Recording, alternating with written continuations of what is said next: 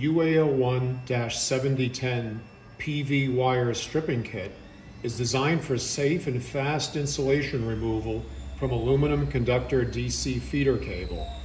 The kit is made up of a hard shell case, the WS22 snap tool, and bushing inserts for 500, 600, 750, and 1000 kcmil RHW2 USE aluminum feeder cable. Additional bushing inserts can be added to the case as desired. Select the correct conductor bushing. Snap the bushing into the tool. Set the strip length and attach the tool onto a drill.